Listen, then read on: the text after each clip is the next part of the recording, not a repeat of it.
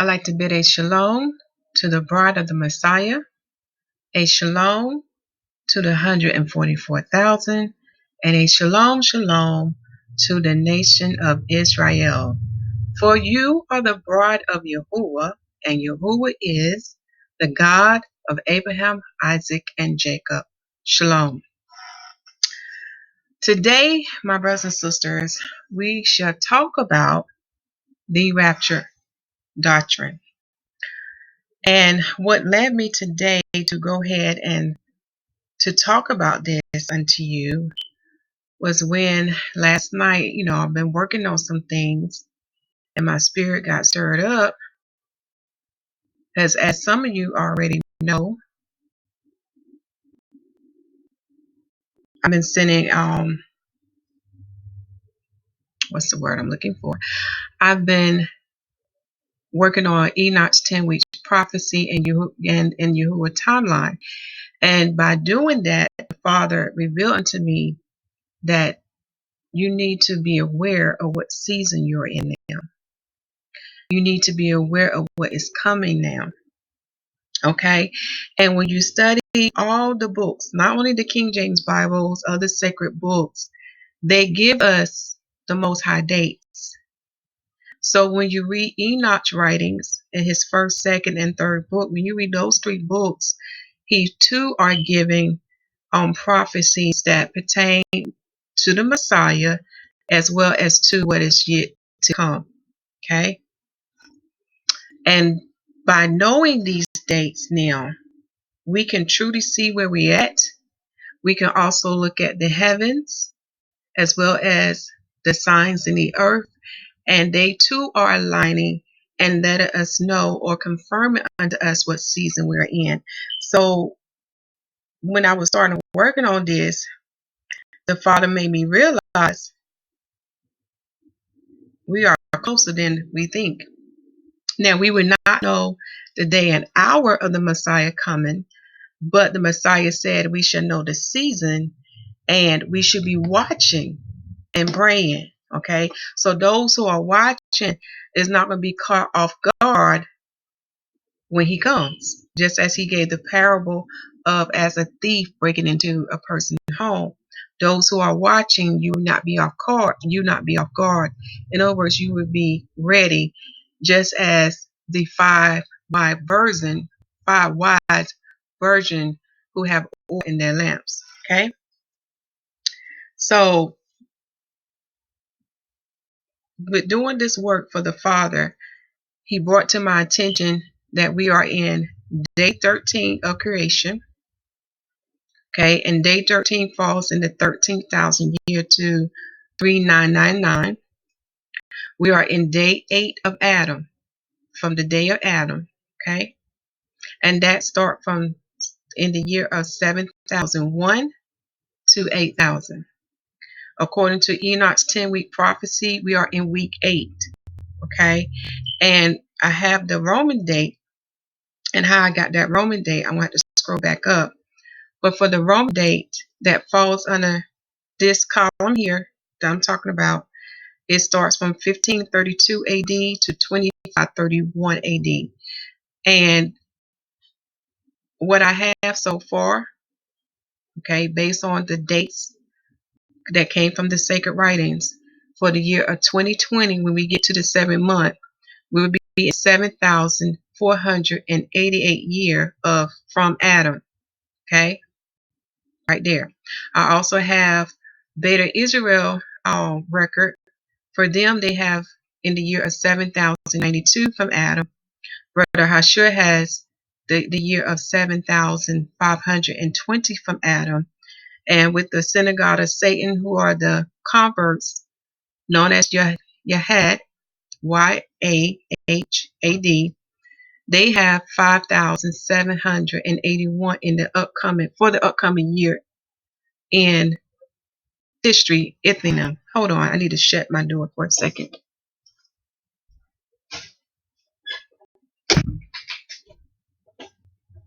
Okay, sorry about that. So, and as Enoch go on to prophesize, he give us information that pertains of the keeping of time will change as well. So we're expecting that to come as well. Okay.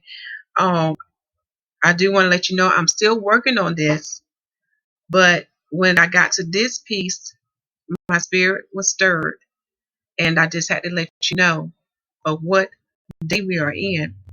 And this will align with 2nd Ezra chapter 7 and Matthew chapter 24.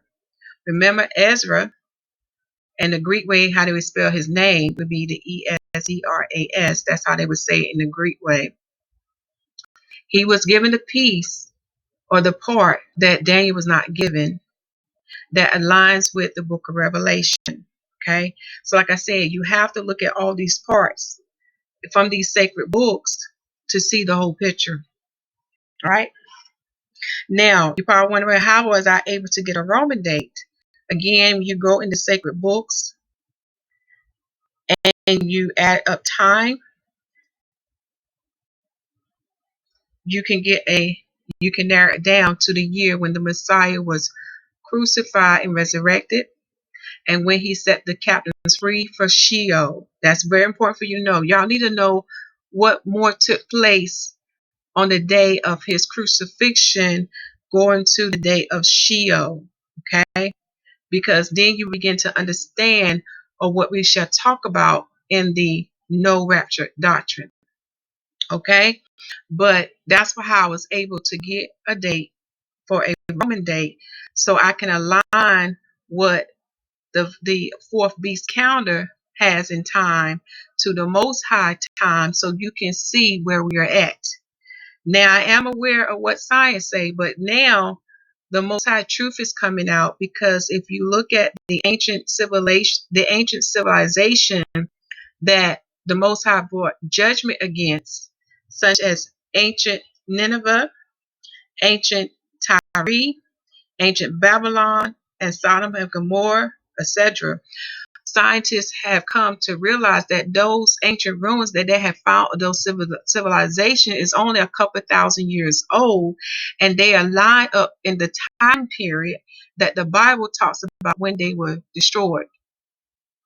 Okay, so the Father is bringing out a lot of truth now for you, Israelites and Gentiles, so you can see that His word is true and that it does align up with history. But what has happened in the fourth beast kingdom, they have been covering up information to make you think that the Bible contradicts itself, but it doesn't. However, through his comforter, who is the spirit of truth, shall lead you to all truths.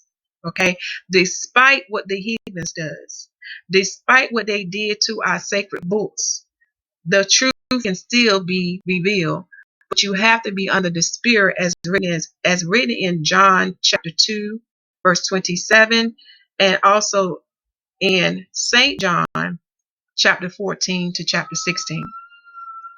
So I will pause there, but there will be a video coming out giving you more information about the Most High timeline and Enoch's 10-week prophecy. So when you click on this document, I will still let you have access to this document. Keep in mind, I'm still working on it, so it's not in its perfection, okay? But it's to give you an idea where we're at, okay? Which brings me to this. I'm supposed to give you to the date on the Most High calendar. On the Most High calendar, it consists of the sun. It consists of the sun. Forgive my tongue. The moon and Mazzaroth, and Mazzaroth is a Hebrew word for the 12 signs. You too will have access to the Most High calendar. There is no charge unto you, my brothers and sisters. It is free. Okay? And in his calendar for today's date, we are in the second month, known as Ziv. Okay? And Ziv means brightness, and this is the month when the Most High gave the Sabbath to his people. You have to read the book of Jubilees as well as the 1611 Bible to understand why we don't see any mention of the Sabbath from Genesis chapter 2, and you don't hear no more talk about the Sabbath until you get to Exodus chapter 16. The book of Jubilees will give you the history behind that. Okay? So for the date of the Most High calendar, we are in the moon's second week in its circuit. Okay. And let me scroll up that. Sorry about that. Let me get the second week up. We're in the moon's second week. The phase of the day we are in now that I'm giving this word is daylight. So, and the heathen's day, or Satan's day, is May the 3rd, and the year is 2020 AD. So, we're in the second week of the moon. It is day 10 of the moon. Far as the sun is in its second month and 14th day. As far as the heathen's day, it is from May the 2nd to May the 3rd, from sundown to sundown. Remember, the farther days, months, and years overlap into the heathen's years. So, in other words, his stuff will be rotating on their calendar because they do not follow these circuits in the heaven. Remember, there's 3 lights that makes up his calendar: the sun, the moon, and Mazzaroth. This is why his day began from sundown to sundown. It begins in light and ends with light. But on the Satan's calendar, he begins in darkness from midnight to midnight. So this is why it seems like the farther calendar rotates. But the reason is because the heathens do not follow Genesis chapter 1, verse 14. They do not follow the circuits in the heavens. Okay?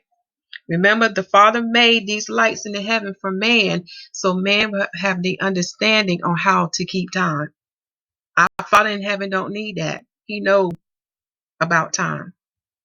But he made those lights in the heaven for you, so you would know about time, or have understanding on time and how to keep it, and to know where we're at when it comes to these biblical prophecies. Okay, I'm going to bring this up just a little bit. You can take your time and pause for that to review the second week in the second month. And you will have access to this calendar, and it's free unto you. Okay, where to begin? Let me see. Let's go back here. Now, I came into the truth for the year of 2014, so I have been on both sides of these doctrines, like the Rapture doctrine and the no Rapture doctrine. I have met many people along the way since I had came into the truth of us being the Hebrew Israelites, or another word for us can be Jews, Judeans, Israelites, Hebrews, etc. So I met many people along the way, okay, that stand in these two different doctrines, Rapture doctrine versus no Rapture doctrine. And when you hear, as an Israelite, when you hear the word rapture, some people cringed at it because, number one, they say you can't find it in the Bible. You can't find the word rapture in the Bible, but we'll talk about the other words in the Bible. However, we're looking at the screen because we need to get what is the definition. That's what the Father teach me. He said, first, when you're learning words and you learn about sorry, my tongue getting twisted. Word transliteration versus word corruption. Okay, when you're studying about language, okay, he teaches me first, get the meaning of the word first, so you can understand what a person is saying. So that's what we have to do first. Let us first get the meaning of this word. Okay. Rapture. Okay, rapture. It according to definition number 2, it means in Northern America, according to some millenarian teaching, the transporting of believers to heaven at the second coming of the Messiah. Okay? The transporting of believers to heaven at the second coming of the Messiah.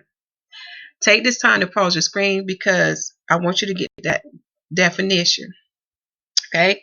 So when a person comes to you using the word rapture, they are saying that it deals with that there are those who believe that they would be taken to heaven when the Messiah come back. Okay? And as you can see over here, there's different pictures and stuff.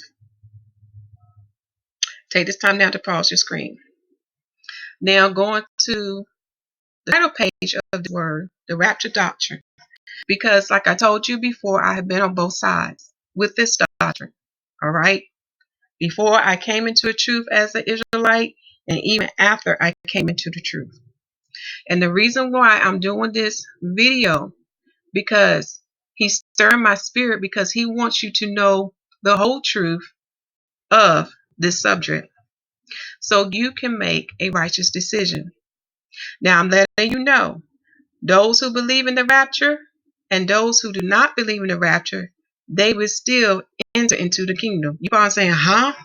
For real? Yes. And we'll talk more about that. Okay? They will still enter into the kingdom, or the eternal kingdom, which is the new heaven and the new earth. And when we read about the new heaven and new earth, we know that they will be joined together and connected at Yahushua. Okay? All right? So we know that. Okay?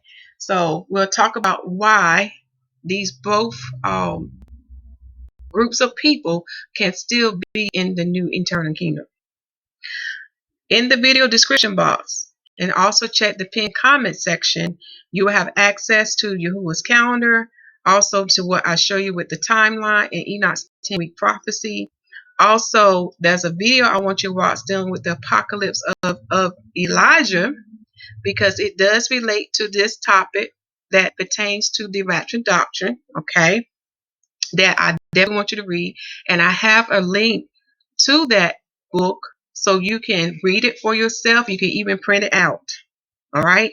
Again, the Father are releasing a lot of his sacred books for the masses to read, because he wants you to know the truth, so you can make the right decision. So when you stand before him, you cannot say, I did not know, or, I was deceived. And we know our Father is a righteous judge. He is righteous in all that he does. So you will have no excuse for whatever reason you decide on this topic. Okay? Also, there's other important information there as well. You will have access to the King James 1611 Bible. It is free unto you. But most importantly, Yahuwah has spoken himself through his messengers in these last days to give you instructions, Israelites. You hear? To give you instructions, as well as to the Gentiles. He is speaking now in these last days through his prophets and prophetess. And what they say should align with his word, as well as with the other sacred books. So you'll have access to that. All these messages can be printed out for you to go back and reread and compare what the words say. Okay? So you can make a sound decision. All right? Now that we got that out of the way. So the rapture dog, you're probably wondering, should I believe in a rapture or should I not? Okay? I met many along the way who was for it and who was against it. Okay? Let me first show you this before we begin. Just in case I want to make sure I don't go against the copyright laws. Okay?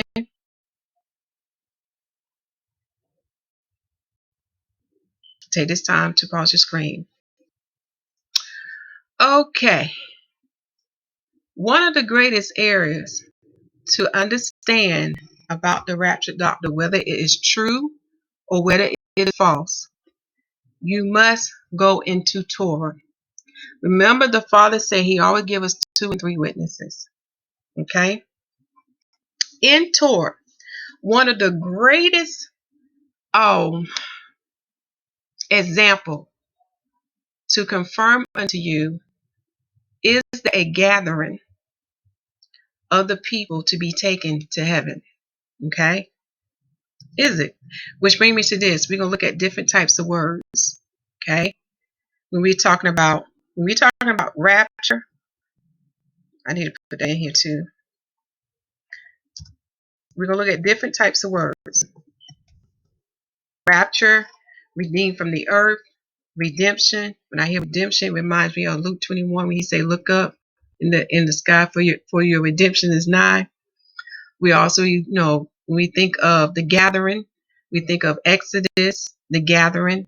The Greek word is Paralambano, and that means taken.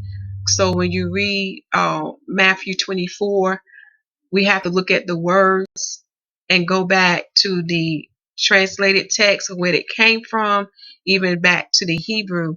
And because when you look at that word, you begin to learn that it means different. And I'm going to use this for example. In Matthew 24, when you read further down, there's an English word that says cut off. So when I go back to the Greek text and I compare that word to this word, which is Paralambano, which means taken, they do have two different meanings, because we know cut off means what? Put to death. All right. And we know taken means what? To take. So the meaning of these words are different, as well as we're going to touch on the new heaven and new earth. And these are some chapters that immediately came to my mind for you to read and for the study when you're trying to see about this rapture doctrine. Okay, whether it's true or whether it's not. Okay, such as Jeremiah chapter 3, Ezekiel chapter 40 to 48, Revelation. I want you to read the whole book of Revelation, but with a focus on chapter 7, chapter 14, chapter 15, chapter 20, chapter 21, chapter 22. And then you're going to see how the Father, through those, not only through these scriptures I'm telling you to read, but when you come in the whole Bible book, you're going to see that this will be revealed unto you. There are three groups. You're probably saying, huh? Yes, there are three groups. All right. And there is a gathering for these three groups. But what you want to find out, how is the gathering would take place with these three groups. The first group is the bride of the Messiah. When you read the whole Bible book, because I'm saying, like King Solomon said, there is nothing new beneath the sun. The bride of the Messiah consists of Israelites, Gentiles. The Gentiles I'm talking about are strangers. Okay? Remember, the only way for a person to be an Israelite, you must be born of Jacob. So all our forefathers before Jacob are Gentiles. Adam, Abraham, Ishmael, Esau, all of them before Jacob are Gentiles. They are not Israelites. Okay? So those who make up the bride of the Messiah are Israelites, Gentiles, males, females, bond, free, circumcised, uncircumcised, Scythian, barbarian, etc.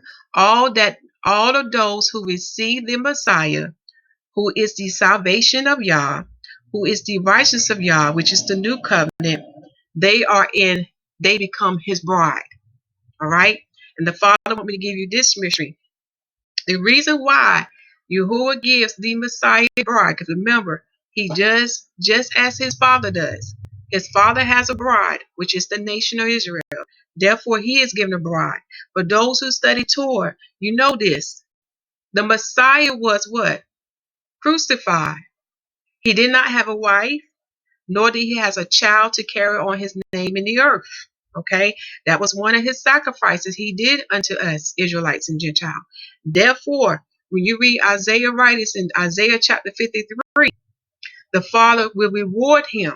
So he would too give him a bride of his own. Okay, so to carry on his name in the earth, that's a deep spiritual meaning behind that. That seed that we carry in our bowels. This is how we carry on his name in the earth. For remember, he was not married. He did not have a seed. Therefore, his brethren, that was by his mother Miriam, could not give a seed to carry on his name. When you study Torah, it's like I said, it's a deep thing behind this. It's so much the word want to reveal unto you. But let me keep going. With the second group is known as the 144,000. Okay, they are a part of the bride, but they have a special assignment with the Messiah that pertains to the fourth beast. Okay, when you read the book of Revelation, it will give you the characteristic of them and who they are. They are only Israelites. They represent the cream of the crop. Okay, so you can read the book of Revelation to get more information about them, but they are only Israelites. Do you hear that, Gentiles? Please do not assert yourself in this, because when you read the book tells you who they are. Okay? Now for the last group, the nation of Israel. All right? This is okay, in that group, in that kingdom, they are Hebrew Israelites. But in their kingdom, the strangers too will sojourn with them. You got to read the whole Bible book to see what I'm talking about. Because when you go back to Torah, it was the same in the old as well in the new. Okay? So in that kingdom, it is Hebrew Israelites, the 12 tribes. Okay? With Levi being the inheritance unto the Father. Okay? But there's a change that would take place in the new kingdom with their role that they would do in the new eternal kingdom. I don't want to mention that in this video, but you got to read Ezekiel chapter 40 to 48 to see what I'm talking about. And in their kingdom, they will have strangers that will sojourn with them or that will dwell with them. Okay? I don't want to say too much on this group, because when we go through the scriptures, and you probably saying, well, what does this have to do with the rapture doctrine? It has a lot. Okay? You will see if the rapture doctrine is true or false. Okay? Because each of these groups has different characteristics. For example, when you come in the whole Bible book and you have studied the gospel well, what is the difference between the bride of the Messiah versus the nation of Israel? Here it go. Here's the thing that people miss. The bride of the Messiah is born of the water and born of the Spirit. And they have received the circumcision of the heart that is not made by man's hand. Okay? Now, when you study the prophets' writings that pertain to the nation of Israel, and when you read Romans chapter 11, this is why Yahuwah going to have mercy on the nation of Israel. Israel still bear this characteristic. The nation. They have an uncircumcised heart, and they are not born of the water and of the Spirit. That is the characteristic they still carry on this day, because they have not received the new covenant, or they are not following the new covenant. Therefore, the Most High is going to have mercy on them, because he's aware of the stumbling blocks. He's aware what the fourth beast kingdom is doing. He's aware of the principality of Satan, the one who works behind the scene, the hidden one, what he's doing. Okay, this is why the Father is going to have to meet them in the wilderness. He's going to have to deal with them face to face. Okay, I gave you a little bit. Okay, I don't want to talk too much about this until we look at something else. Okay, now that we got that out the way, where should we go? I know. Revelations. These are one of the many scriptures that will prove unto you about whether or not the rapture doctrine is true. Okay? When you read the whole Bible in the book, and those three groups I told you, I want you to remember these three groups. The word will confirm unto you that two of the groups are redeemed from the earth. But the third group has to remain in the earth. And it's dealing with the characteristic. Go back and read the whole Bible in the book. It's dealing with those characteristics that I just discussed with you. Remember, the nation of Israel does not have an uncircumcised heart. They are still stuck in the same manner as my ancestors were in the days of the Messiah. They're stuck. Even in the days of the apostles, like Peter and Paul, okay, they're still stuck. Remember, the cornerstone will be a stumbling block unto them. And who's that cornerstone? The Messiah, okay? So they are still stuck right now, all right?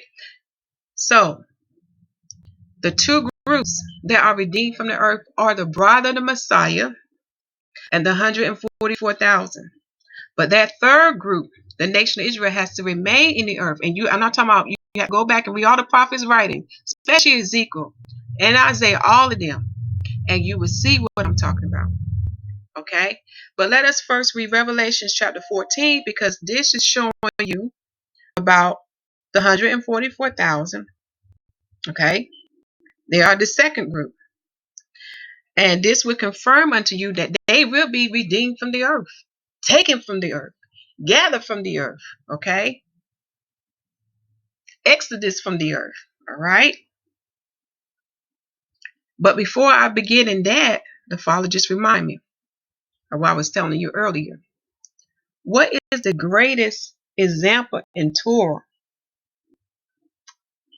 that will confirm what I'm about to read unto you about being redeemed from the earth? Think about it, Israelites and Gentiles. What is the greatest example? Now I'm thinking on top of my head. If you read Leviticus chapter 16 to chapter 17, Torah give us a carnal example. What is that example I'm talking about? The scapegoat. Remember, there was two types of offering that had to be done. Okay, what was those two types of offering that I'm talking about? The scapegoat and the sin offering. Okay, the sin offering was sacrificed, which represent the crucifixion of the Messiah. The scapegoat represent the Messiah passing over Sheol, which means he defeated the principality of death and destruction. Okay, he defeated death, and he set the captives free from Sheol. And this is why he told that thief on the cross, "You shall see me in paradise." This is why it's written in the book of Matthew, I think it's chapter 27 or chapter 28, and in the book of Nicodemus, known as the Acts of Pontius Pilate. Okay, this is why the saints arose with him in body, soul, and spirit. Go back, Israelites and Gentiles. Read the gospel, especially the last chapter in the book of Luke. The Messiah, who's the second Adam, who set the example of the regeneration, was resurrected in body, soul, and spirit. Therefore, the saints who came out of Sheol with him was also too resurrected in body, soul, and spirit. And this is why this day their bodies cannot be found, for they are in paradise in the third heaven, waiting for the day for the regeneration to come to the bride of the Messiah and to the 144,000. Do you see? Like I told you, y'all have to go back to the beginning, Genesis, and you have to study what take place in Sheol to understand about these doctrines that's coming out for rapture, whether you are for or against it. See, many of y'all not coming the whole volume. Many of y'all not seeing the message. Okay? You got to go back to Genesis and you got to see what take place in Sheol. And you have to read the book of Nicodemus to see why the Father left that great sign for the saints to arose with him. Okay? So going back to the scapegoat, where did that scapegoat go to? Where did the Messiah go to? What was the wilderness he went to? He went into the heavens. And that's where him and the saints are. So now you begin to understand when we read this verse that pertains to the 144,000, where they would go to, because remember, they have to be prepared for the part they would play with the Messiah and the beast. Okay, let us read that. This is King James 16:11, chapter 16. I'll read the Bible summary unto you. The Lamb standing on Mount Zion with his company, an angel preacheth the gospel, the fall of Babylon, the harvest of the world, and putting in of the sickle, the vintage and winepress of the wrath of Yahuwah. And I'm just going to read verse 3 because I want you to see how we're the 144,000 yet. Okay? For it says here, and they says it was a new song before the throne and before the fourth beast and the elders, and no man could learn that song but the 144,000 which were redeemed from the earth. Do you hear that, Israelites and Gentiles? They are redeemed from the earth. They are taken from the earth. They are gathered or exodus from the earth. Now, here's another mystery about the 144,000 that many overlook. And our fathers, one of the fathers of the 12 patriarchs, wrote unto his children to confirm unto you what I'm about to tell you now. But you got to go back to Revelation chapter 7. And to speed this up, I'm going to get straight to the point. To speed this up, Israelites, Gentiles, you read Revelation chapter 7. What is missing? What tribe is missing? And why is that tribe missing? Nobody paid attention to that. And if you read the prophet's writings and the book of Daniel, you will find out why. Okay? I don't even give you the answer. What tribe is missing? Go back when you read Revelation chapter 7. Read it. Dan is not mentioned. Okay? Because the tribe of Dan would not be redeemed from the earth. I'm talking about the tribe. Okay? And we know why they won't. They're not going to receive the Messiah until he comes. Therefore, their inheritance shall be different from the 144,000. Do you want to know what their inheritance is? Well, you got to read the book of Ezekiel, chapter 40 to chapter 48. You got to read it. And their inheritance is dealing with what's in the new earth, not in the heavens. This is the mystery that many are missing. So let me take you to Revelation 7. Okay?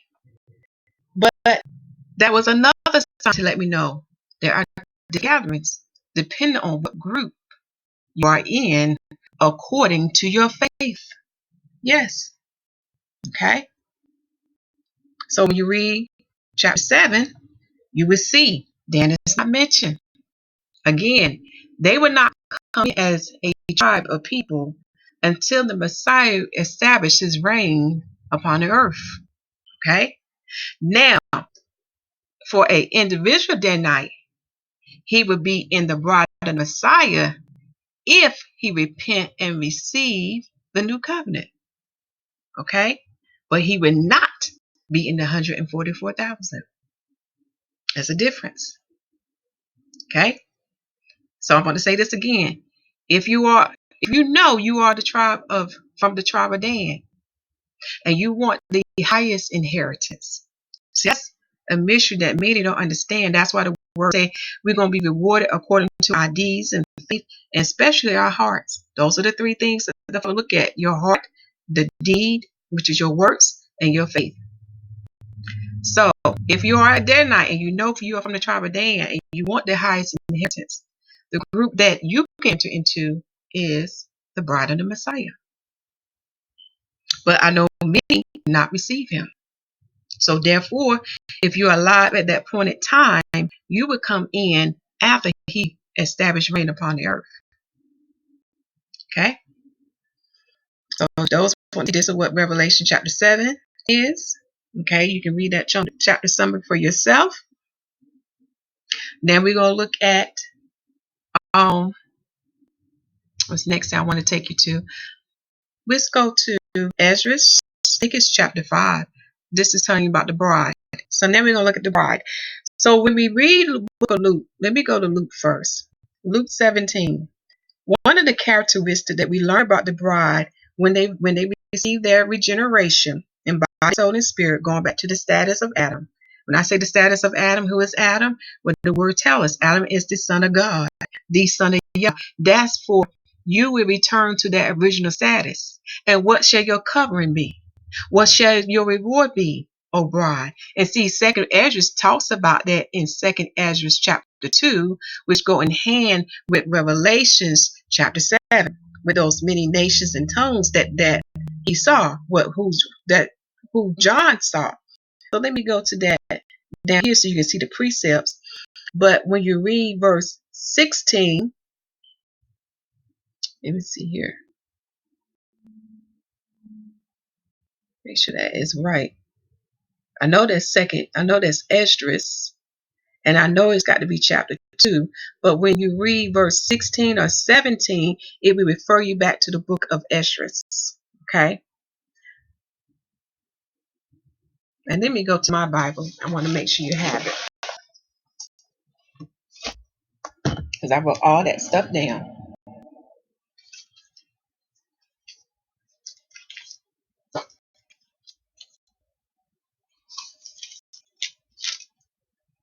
You would go to 2nd Esdras, chapter 2, verse 42, and it would deal with verse 9.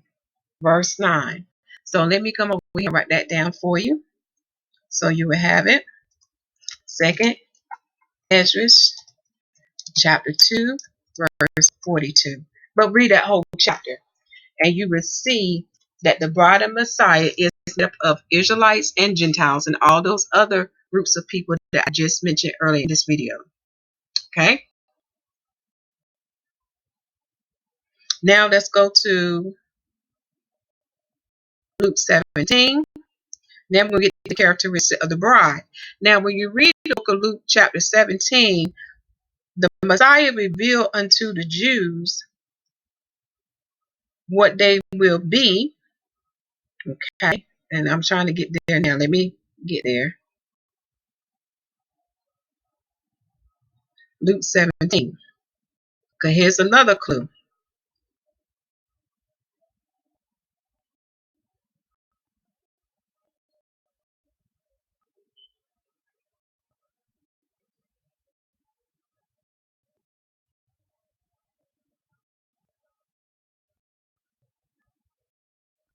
Go to Luke chapter 17.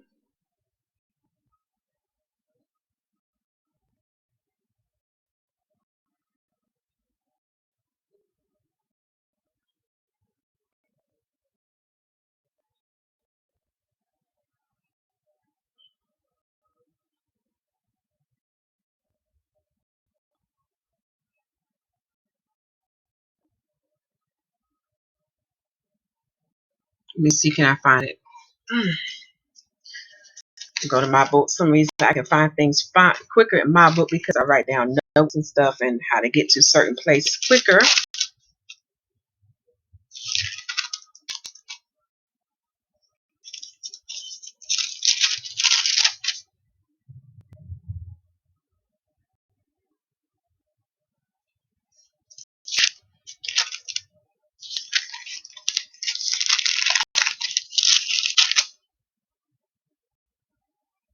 Okay, I had wrong chapter. It's Luke chapter 20. That's what I want to go to.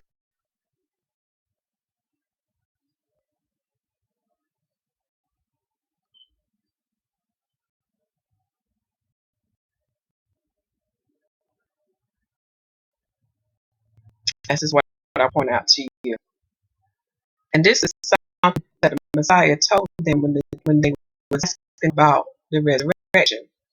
You know, it was asking about whose wife would she be if she had married 7 husbands. Okay, I'm just paraphrasing it. And he said unto them in verse 34, Luke chapter 20, verse 34. Let me go to this one so you can see the chapter summary.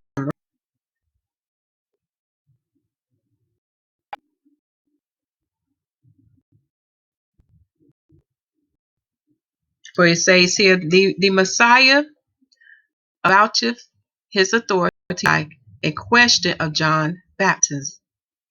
The parable of the vineyard, of giving tribute to Caesar, he convinceth the Sadducees that deny the resurrection. How the Messiah is the son of David. He warned his disciples to beware of the scribes. So now we go to verse 34. And we read from 34 to 38.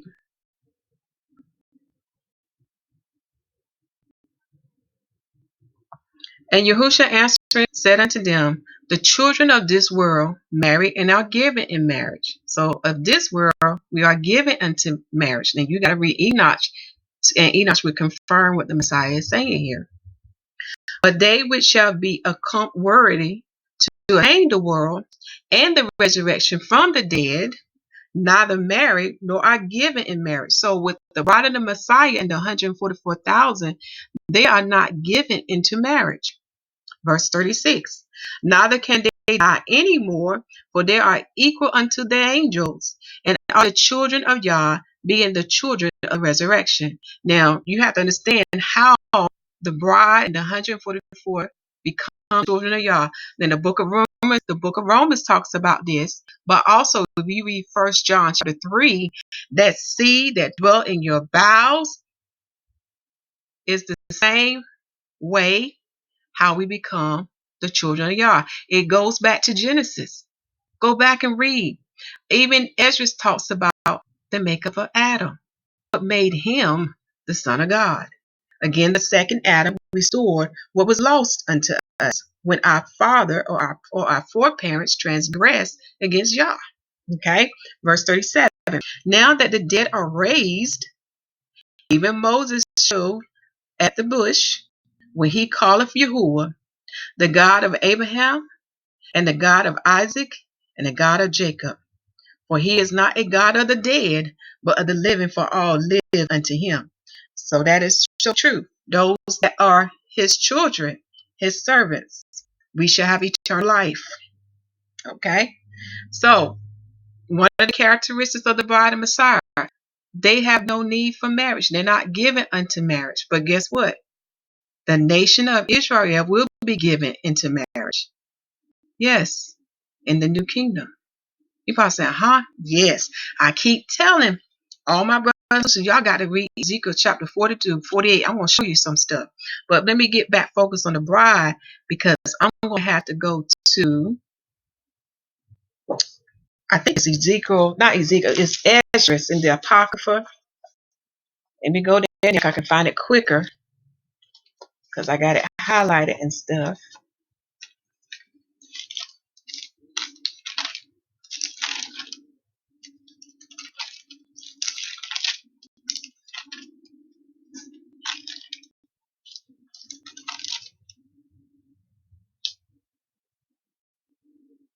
Let me see here.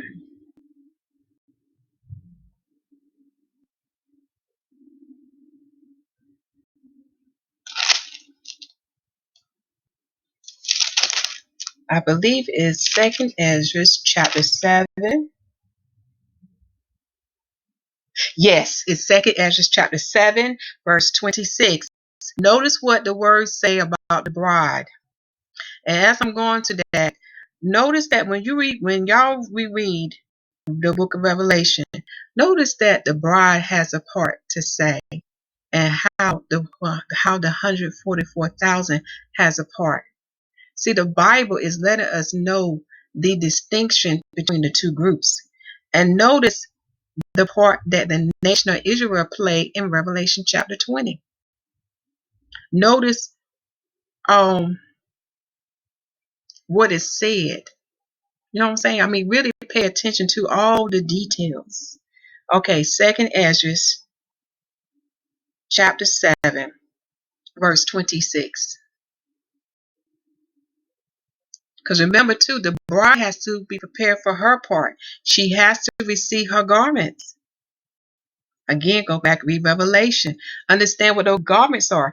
Those garments where the righteous shall become white. And I'm not talking about skin color. I'm talking about garments that represents the righteousness of Yah. Okay? All right?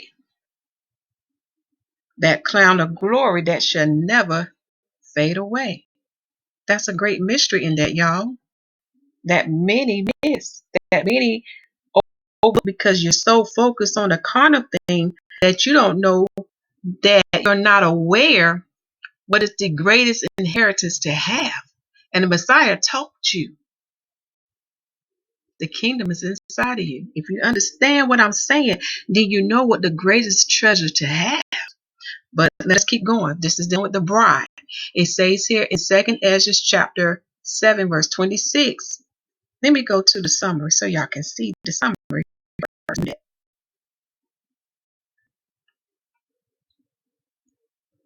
For it says chapter 7, 26 summary. This way is narrow, when it was made narrow, and shall die and rise again. The Messiah shall sit in judgment. Yah had not made paradise in vain, is merciful, and is merciful.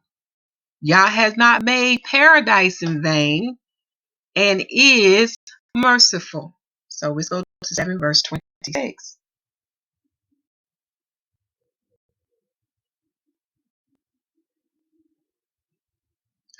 Behold, the time shall come that these tokens which I have told thee shall come to pass, and the bride shall appear, and she coming forth shall be seen that now is withdrawn from the earth. Again, the bride is withdrawn from the earth. She is taken from the earth. She is gathered. She is redeemed. She's Exodus. Same thing with the 144,000. Now we're going to the part dealing with the nation of Israel. So I can show you that they are given into marriage. Okay? So you can see that these groups will be in different realms or operated in different positions, because each of them have a certain part to play in this divine holy story, okay, that is to come. All right, let me go to Ezekiel. We go to the book of Ezekiel first. Let's see, can I find it? Well, I want to take you to. And I was reading Ezekiel, like that chapter 40 to 48, and y'all, it's a lot of stuff that people are not aware, such as we will be offering sin offerings. I thought that was something, I thought that was very unique to know. I didn't know that. I thought that there'll be no sin offerings, but there are. And Ezekiel is giving you the blueprint or the plan of what is to come that shall take place in the new eternal kingdom. He's telling you. Okay. Okay. Chapter. Let me see here. And you can also read those other offerings that we shall take part in. Yeah. And you will see how the Levites' office is, and whom will minister unto Yahuwah, and whom will minister unto the people. Y'all, it's a lot to this. It's so much. But the problem that I see that's going on out here, we are not taking the time to read the book for ourselves. We are just mainly listening to others. That's okay. But you need to make time between you and Yah, under the spirit of Yah, who is the Messiah, Yahushua HaMashyah, okay, under him. Take time with them. Spend time with them and get into this word and ask Yah to show you his truth. Ask Yah to give you his understanding, his knowledge, and his wisdom. Because it is different from this world. Okay? Ezekiel chapter 44. This is approved. Remember what I told you about the tribe of Dan. Please read Ezekiel chapter 40 to 48. All right?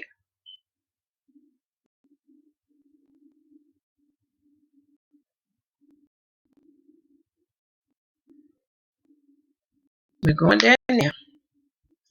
Ezekiel chapter 44. We're going to read the Bible study first. Okay? And this is him talking to the Levites, who are the sons of Zadok. Okay? The summary says in Ezekiel chapter 44, the east gate assigned only to the prince, the priests reproved for polluting of the sanctuary, idolaters incapable of the priest's office, the sons of Zadok are accepted thereto, audience for the priests. Okay, and we'll go down to verse 22. Notice what's going to take place. But like I said, go back and read these whole chapters that I'm giving you. Okay? Verse 22. It says here that's dealing with the office of the priest. The priest I'm talking about is dealing with the sons of Aaron. They hold the office of the high priest. Okay? And he's talking to, when you read higher up, to the sons of Zadok. Okay? It says here in verse 22, neither shall they take for their wives a widow, or her that is put away, but they shall take maidens of the seed of the house of Israel, or a widow that had a priest before. Do you hear that? For those who are talking about whom Israelites can marry, we need to come in the whole volume of the book. Okay? Israelites, follow the instructions that the Father gave unto us on whom we can marry. Now, there are rare cases where those who are not Israelite are accepted. But as a nation of people, we are to marry within our nation. Okay? And follow the instructions that are written in Leviticus chapter 18. The greatest example of that can be found in the book of Tobit. But if you are a Levite, you cannot marry a stranger.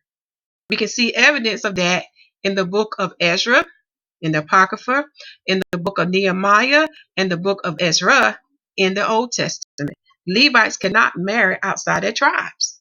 And here's the proof. And this is going to take place in the new eternal kingdom. So this is what I'm telling unto you, my brothers and sisters. There are three groups. Now, which brings us to this, Jeremiah chapter 3. Like I said, I'm just giving y'all the highlights because, this is Jeremiah chapter 31. We go to Jeremiah chapter 3. I'm just giving y'all the highlights because it's so much that y'all want us to know.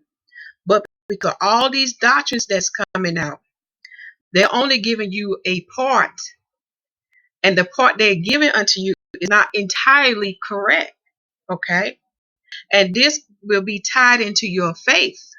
And we're going to talk about this faith thing and what this means and why both groups will still be in the new eternal kingdom. The group who accept the rapture and the group who do not accept the rapture. Okay, I'm going to show you how. Okay, and this ties into your faith. All right, and a great analogy that I'm going to talk about with that is looking at Sheol and the eternal death that is to come, which is the lake of fire. Okay, so we're going to Jeremiah chapter 3, and as I'm going there, I'm going to tell you some things. I too have that the Father has placed in my path, because see, I work in the healthcare field. I'm a nurse. I have met people who have died and who crossed the other side. I have a sister named Sister Cassandra McMahon. She too was taken to heaven in spirit, the same way John was, and he too showed her some divine things. Okay, and we talk about that further in this video. So the Father is giving us witness upon witness, not only in Torah. Think about this in Torah. I forgot to mention this. Who else was taken into the heavens? And one of them fulfilled their appointed time, but the other two were waiting to fulfill their appointed time in the book of Revelation with the two witnesses. Melchizedek was taken up there. You can read about him in the book of Enoch. I think it's first Enoch. You can read about that. Enoch was translated and Elijah was translated. So the word has given us proof that we can be taken to the heavens. Okay.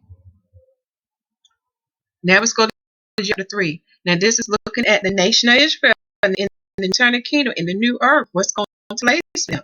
Okay. So they be given into marriage. When you read Jeremiah chapter 3, right here, the Father says.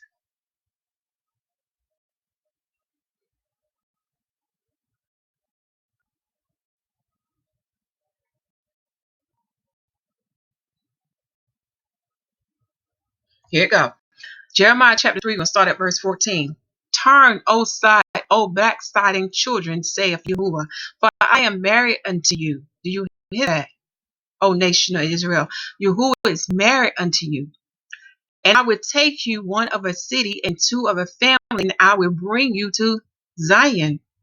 And I will give you pastors according to my heart, which shall feed you with knowledge and understanding. So in that time, he's going to give you his truth, and there would be no rebels there. There will be no false doctrines or doctrines that don't give you the entire truth.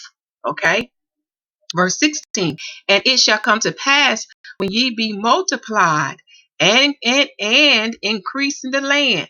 In those days, saith Yahuwah, they shall no more, they shall say no more, the art of the covenant of Yahuwah.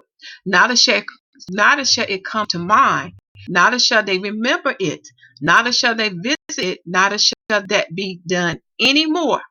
And we know why, because it's going to be what? Implanted in them. Remember, they are not born in the spirit. They have an uncircumcised heart. Therefore, Yahuwah had to bring them in the wilderness. And during that time of him bringing them and gathering them, he can be purging out the rebels. And only a remnant of them going to make it and going to be allowed to enter to the Holy Land. But because they are a remnant now, that what they have to be what? Replenished. This is why they say that when ye be multiplied and increase in the land. Now we seeing they're taking wives. They're going to have children. Okay. And it goes on to say in verse 17, and at that time they shall call Yahushua the throne of Yahuwah, and all the nations shall be gathered unto it, to the name of Yahuwah, to Jerusalem. Neither shall they walk any more after the imagination of their evil heart. So this is proving to you that this is a future prophecy that has not come to this pass, has not come to its fullness. But I'm showing you that with the nation of Israel, they will remain in the earth, and they will take wives, and they will have children, because they have to be replenished. When you study the prophets right and you find out what's going to take place in that wilderness, it's only a remnant of them that's going to make it. Okay? And notice this. Look at how he only going to take one of a city, two of a family, and he's going to be into Zion.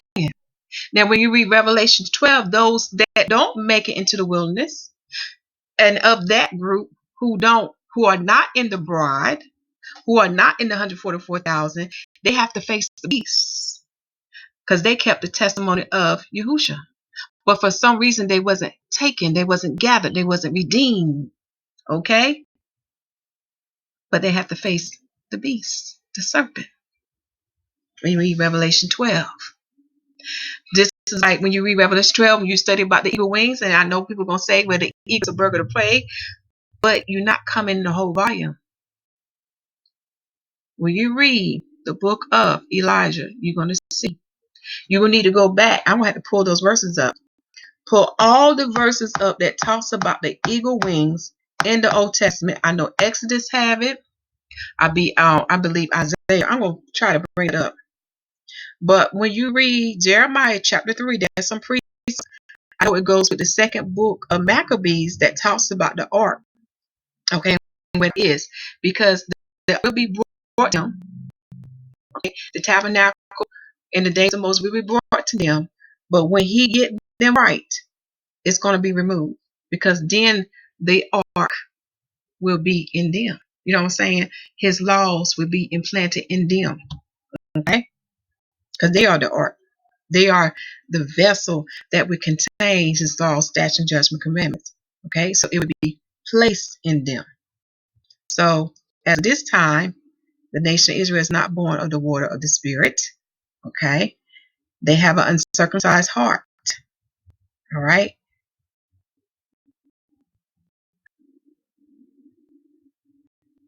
Let's see here. And the precept for that verse that we had just read can be found in, let me look at my book.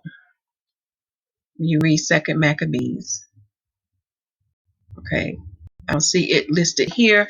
Let me go to my book so I can give that to you so you can read about that and study that with Jeremiah chapter 3.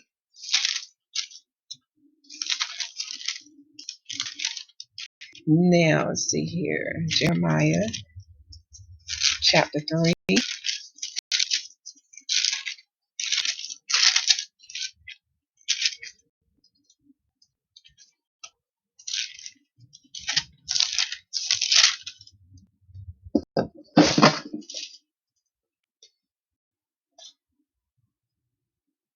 Second Maccabees, chapter 2, verse 1 to 8.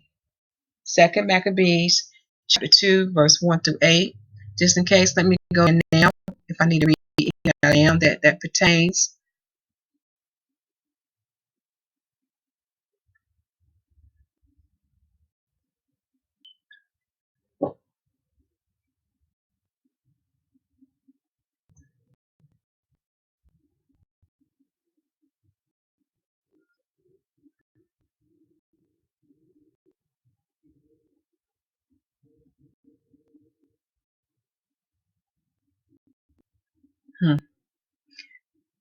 I'm not going to read this in this video, but you read Second Maccabees chapter 2, verse 1 through 8. So when he gathered them, he will restore. Make sure I'm looking at this right.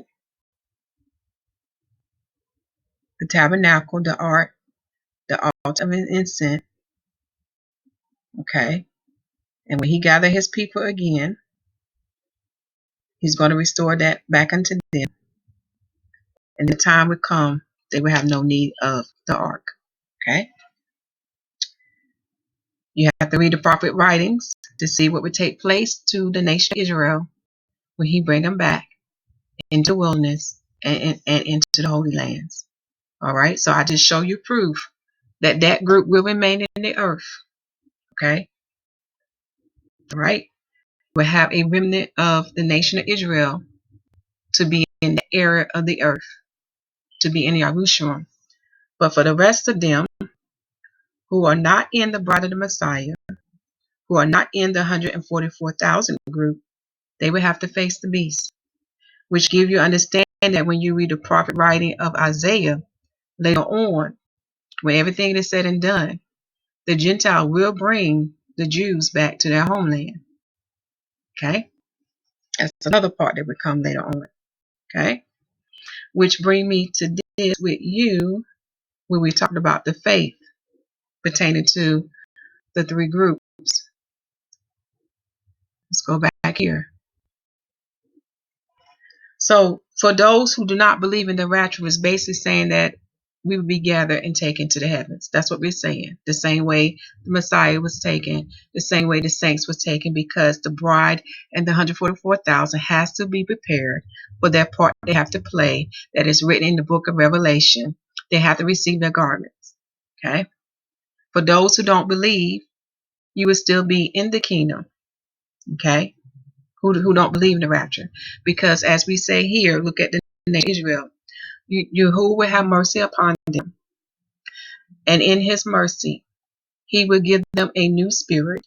And he will give them a new heart. He's going to circumcise their heart. In other words, he's going to give them a new heart. And he will plant their laws in them for those who are alive at their appointed time. All right? But they will remain in the earth. All right? Okay? So that's what I mean. Those is you shall be rewarded according to your faith. And proof of this, again, we have to look at Sheol. When you read about Sheol, Josephus talk about Sheol, and then we have many people who have written books about Sheol for those who was taken to Sheol in spirit by Yahuwah and by Yahushua. Okay, and the testimonies I have read about that align what is written in the Bible and the sacred books of what they saw.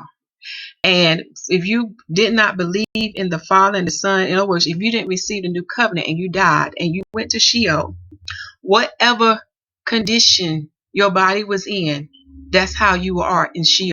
Such as if you had a missing leg because of your lack of faith in the eternal life and the new covenant, because you didn't receive it, you would go to Sheol with that missing leg.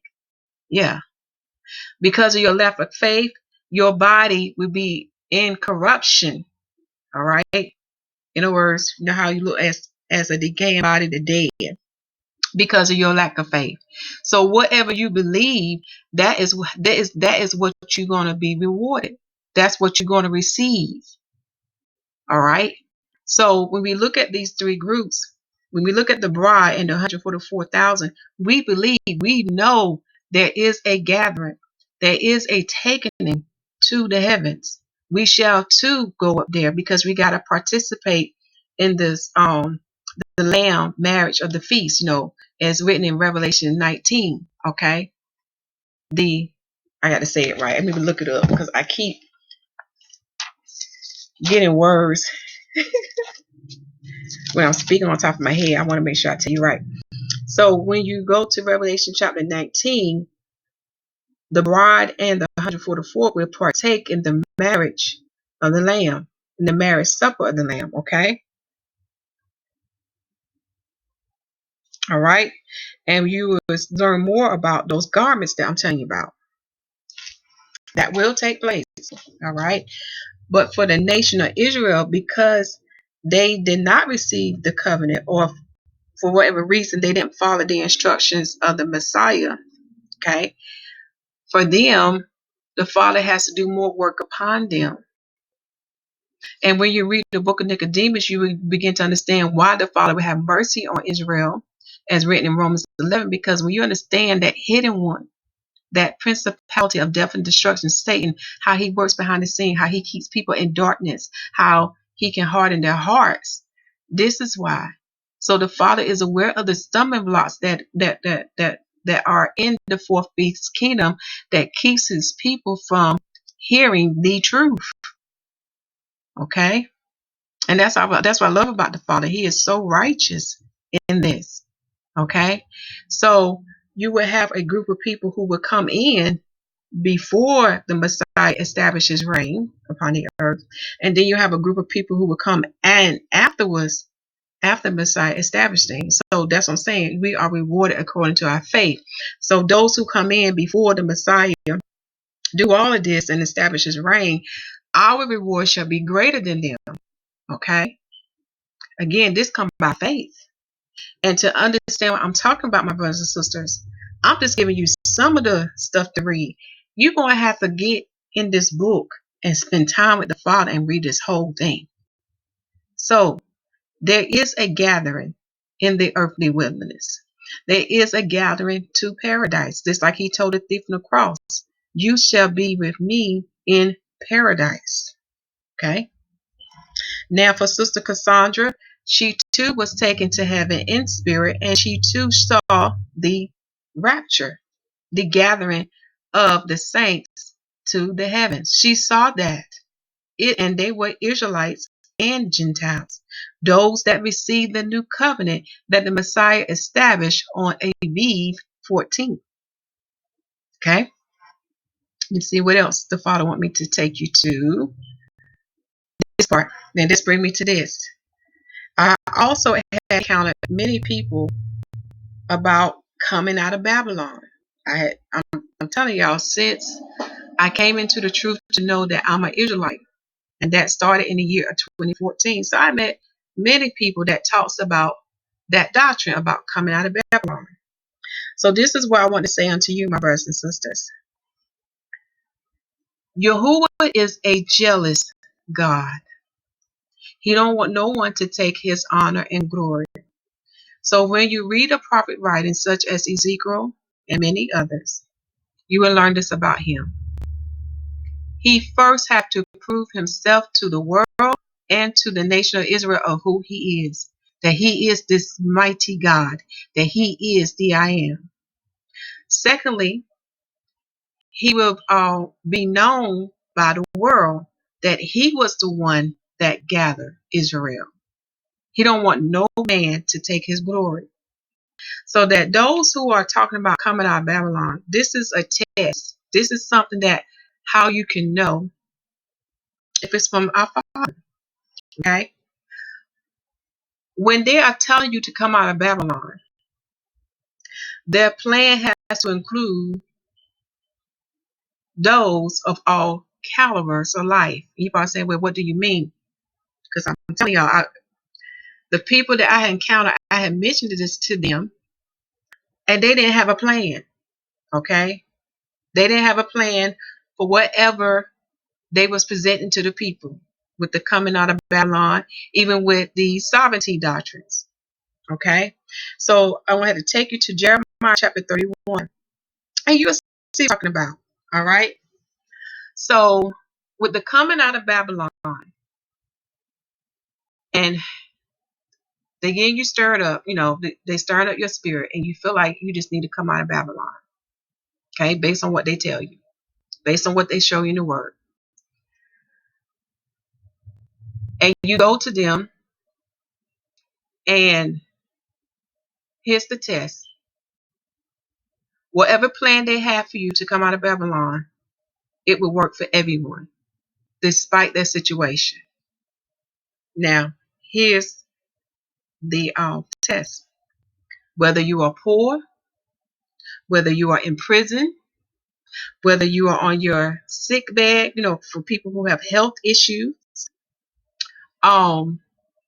What's another group I can think that will have restrictions on them? So whatever plan they have for you to come out of Babylon, it can work. It should work for all of y'all. There should be no limitations. They should not say unto you, well, I can't help you, because we know Yah is all powerful. And when he delivered you out of Babylon, all can come out, because he make a way for all. And when you read 2nd Ezra chapter 13, that's another example of that. But when you go to Jeremiah chapter 31, I'm going to read verse 1 down to 9. Okay, so here's the proof I'm telling you. This is how you know, for those who are telling you to come out, if their plan is of Yah. Okay, this is how you know, because whatever plan they're telling you, it should include these other groups of people. They should have a way for the poor. They should have a way for those who are in prison, because Yah is a righteous judge. They should have a way for those who are on their sick beds. Okay, Jeremiah chapter 31, the restoration of Israel, the publication thereof. Rachel mourned is comforted. Ephraim repentant is brought home again. The Messiah is promised. His care over the bride and his new covenant. The stability and amplitude of the bride. Okay, everlasting word, love. Verse 1. At the same time, saith Yahuwah, will I be the God of all the families of Israel, and they shall be my people. Thus saith Yahuwah, the people which were left of the sword found grace in the wilderness, even Israel, when I went to cause him to rest. Okay. Yahuwah have appeared of old unto me, saying, Yea, I have loved thee with an everlasting love. Therefore, with loving kindness have I drawn thee. Now, see, he's telling us he has drawn us to him. Again, I will build thee, and thou shalt be built. O virgin of Israel, thou shalt again be adorned with thy taverns, and shalt go forth in the dances of them that make merry. Thou shalt yet plant vines upon the mountains of Samaria. The planters shall plant, and shall eat them as common things. For there shall be a day that the watchmen upon Mount Ephraim shall cry, Arise ye, let us go up to Zion unto Yahuwah our God. For thus saith Yahuwah, sing with gladness for Jacob, and shout among the chief of the nations. Publish ye, praise thee, and say, O Yahuwah, save thou people, the remnant of Israel. Behold, I will bring them from the north country, and gather them from the coasts of the earth. Do you see this? Bring us from the north country and gather them from the coasts of the earth. Now he said he's going to do this. And look where he's bringing them from the north country, and gather them from the coasts of the earth. And with them the blind, the lame, the woman with child, and her that travail with child together. A great company shall return thither. Now notice he said great company. Now, when you read these prophetic books and you read Torah, you will learn that Israel is like the sand of the sea. Now I know in Esau kingdom, which is Rome, which is the fourth beast kingdom, they're giving us false numbers on the children of Israel. But we know we are throughout the four corners of the earth, and we are in great numbers. Okay? And even if a remnant come of that great number, it's still a pretty good amount. So notice what he said, a great company shall return. And notice what else he says. He said, the blind, the lame, the woman with child, and her that travaileth with child together. So that's what I'm telling y'all. Those who are coming with you about coming out of Babylon, and if they are sent of the Most High Yah, they should be able to help everyone of any type of or no matter what their background is, no matter what the restriction is. Okay? Because as we see here, Yah said himself that he was going to do this, and that he was going to gather them from the north country and from the coast. And look whom he gathered: the blind, the lame, the woman with child, and her that travailed with child. And I'm thankful that the Most High allowed me to work as a nurse, because I think about those who are sick, who cannot live on their own. Think about people with certain health conditions, such as people who have kidney failure, who are dependent on a dialysis machine. Think about people who have transplants, who are dependent on their medications to take. That's what I'm saying. We got to look at the whole picture. And we know Yahuwah is a righteous God. And we know he's not going to forsake those who wants to serve him, who wants to be in his new eternal kingdom. He will have a way out for all of them. Let us keep reading. Verse 9. They shall come with weeping and with supplication, where I lead them. He said, now he going to lead them. And I know why he said it, because he's a jealous guy. He don't want nobody to get his honor and glory. He don't want no one to say that I was the one who delivered Israel out of, of their captivity. He wants the world to know that he did it, and he's going to have signs that would take place. Read 2nd Ezra chapter 13 and see some of them great signs that's going to take place. I know one of them, that he's going to open up waters again to make a way, paths for them to come back. Okay? And then he goes on to say, I will cause them to walk by the rivers of waters in a straight way, wherein they shall not stumble. For I am a father to Israel, and Ephraim is my firstborn son. Now, there's a mystery why Ephraim is his firstborn son. It goes back to that status of Adam. It goes back to that seed. It goes back to the day when he brought them out of Egypt, when they went when they went through the cloud. Read the book of Corinthians. I think it's in 1st or 2nd Corinthians. It'll expound on, I think, Exodus chapter 17. So to sum this up, let us go back to this page. Let's go to the title page. The Rapture Doctrine. Is it true? Yes, it's true. There will be those gathered, taken, redeemed, exodus to the heaven. And they are withdrawn from the earth. They are the bride of the Messiah and the 144,000. As for the other type of gathering that would take place in the earth, that pertains to the nation of Israel. Okay? And when you read Ezekiel chapter 40 to 48, you will see what Israel inheritance will be. The nation of Israel inheritance. Okay? I'm trying to, we go here. You will see that. Okay? And also, when you go to sacredtext.com to have access to First Enoch and like other books such as Adam and Eve, to the 12 patrons, especially like the book of Dan, because Dan is not in the 144. Okay, you can find that in the Forgotten Books, and that's on sacredtext.com. You can also find in sacredtext.com first Enoch is under the subcategory Bible Apocrypha. Okay. And I know there's other copies of Enoch, but this is one by R.H. Charles.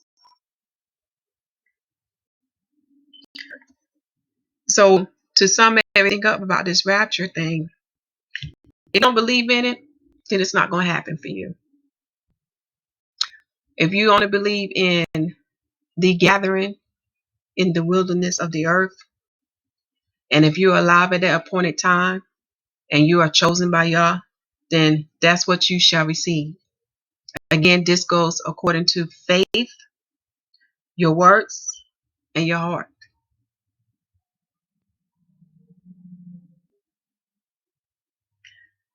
So if you're still not sure whether to believe in the rapture, which is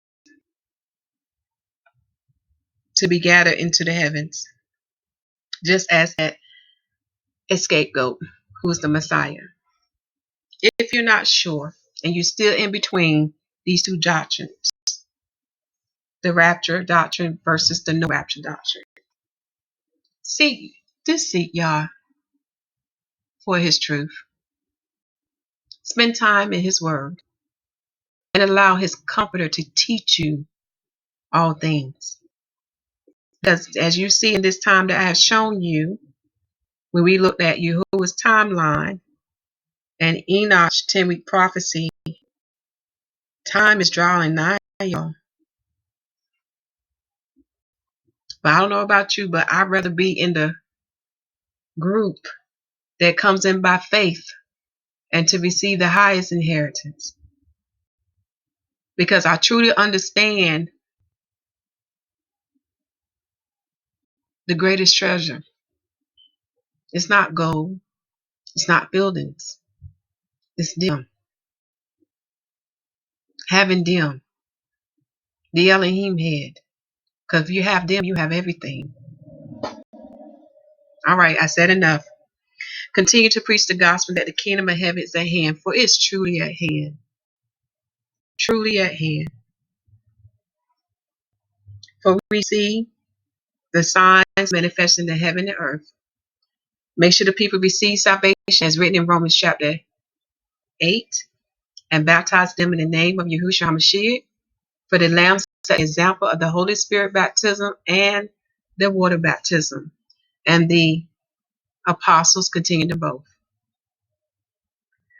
And go back and read the prophets' writings.